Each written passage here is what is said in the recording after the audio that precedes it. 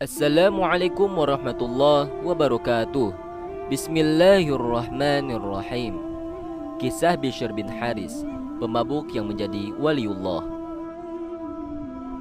Bishr bin Haris dikenal juga sebagai Abu Nasr Bishr bin Al-Haris Al-Hafi.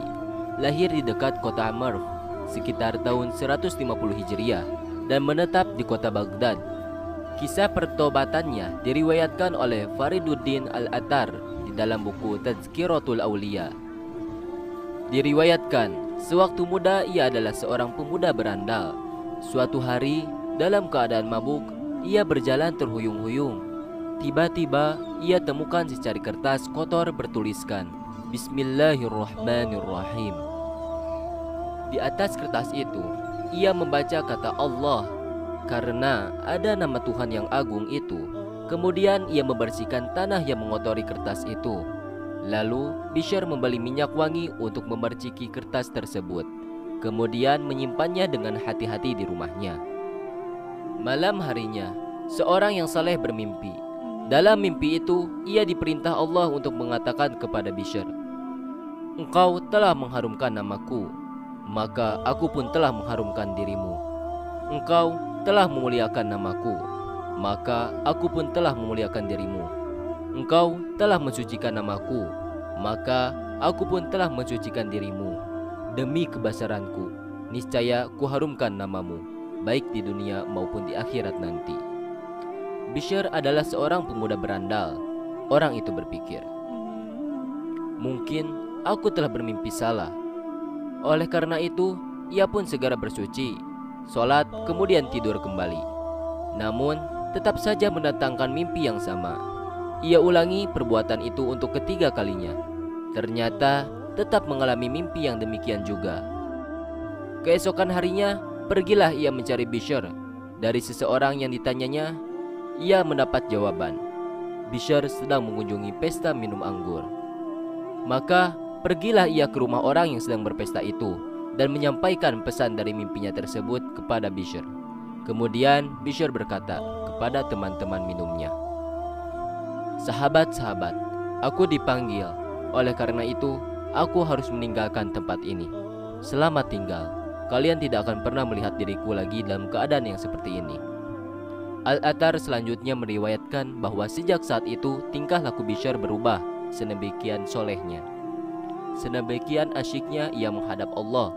Bahkan mulai saat itu ia tak pernah lagi memakai alas kaki. Inilah sebabnya mengapa Bishr juga dijuluki Al-Hafi, dengan arti si manusia berkaki telanjang.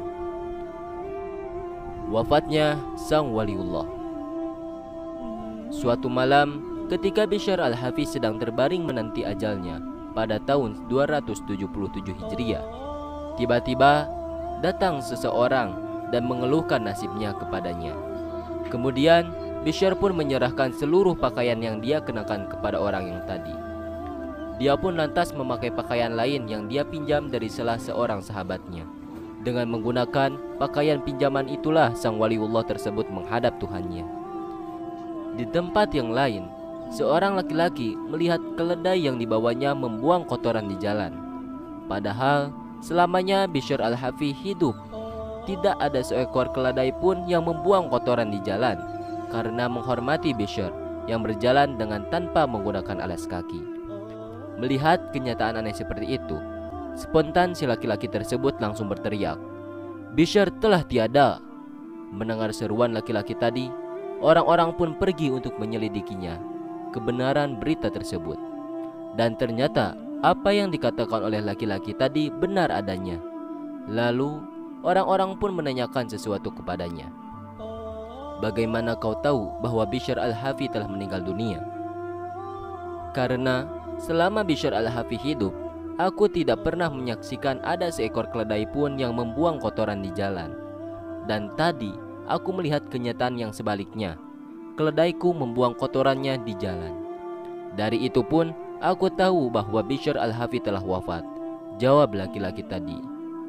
Wallahu a'lam bishawab. Masya Allah, tabarakallah. Itulah kisah seorang pemabuk yang menjadi waliullah. Taufik dan hidayah Allah berikan kepada yang ia hendaki. bisa saja dari kalangan berandalan menjadi waliullah. Bahkan seorang yang saleh pun bisa menjadi murtadin. Na'udzubillah min dalik. Cukup sekian dari video kali ini.